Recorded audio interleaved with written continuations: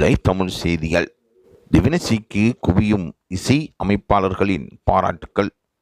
உலகத்தில் இருக்கின்ற பிரபலியமான தமிழ் இசை அமைப்பாளர்கள் டிவினசிக்கு வாழ்த்துக்களை கூறி வருவதாக கூறப்படுகின்றது.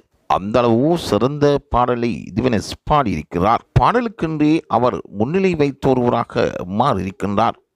சரிகமபா நிகழ்ச்சியில் பல வெற்றிகளை கண்ட ஒருவராக டிவினஸ் தற்பொழுது தனது பெயரை முன்னிலைப்படுத்தியிருக்கின்றார். சரிகமபா நிகழ்ச்சியில் டிவினசி கிடைத்த ஆதரவு மிக பெரியது என்றும் உலகத்தில் இருக்கின்ற பல ரசிகர்கள் டிவினஸை வாழ்த்தியிருக்கின்றார்கள் என்றும் கூறப்படுகின்றது. டிவினசி கிடைத்த இறுதிச் சுற்று வாய்ப்பை அவன் மிகவும் திறமையாக மகுடம் சூடும் அளவுக்கு பயன்படுத்தி கொண்டான். பல பேர் கேள்வி கேட்டிருந்தார்கள், டிவினசிக்கு வெற்றி மகுடமா என்று கேட்டிருந்தார்கள். ஆனால் லைவ் தமிழ் செய்திகள் அவன் மீது நம்பிக்கை வைத்து அவன் வெற்றி கொள்வான் என்று கூறியிருந்தது.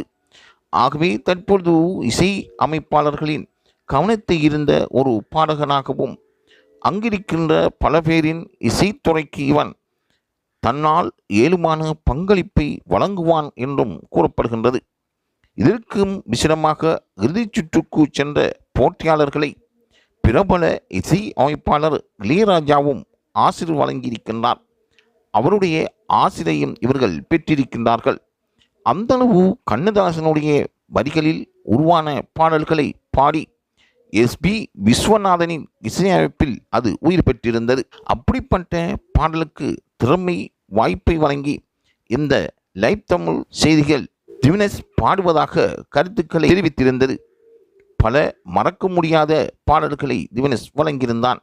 மெல்லிசை மன்னரின் இசைக்கு அவர் வழங்கிய பாடலுக்கும் டிவினஸூடாக உயிரோட்டம் கிடைத்திருப்பதாக பல பேர் கூறுகின்றார்கள்.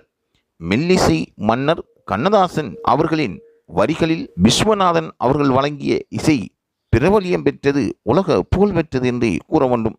இன்று வரையும் அந்த கானங்கள் பல இசைப்பிரியர்களின் காதுகளில் ரீங்காரமிட்டு கொண்டே இருக்கின்றன. ஆகவே இது தொடர்பான செய்திகளை பெற்றுக்கொள்வதற்கு லைவ் தமிழ் செய்தியுடன் தொடர்ந்தும் இணைந்திருங்கள்.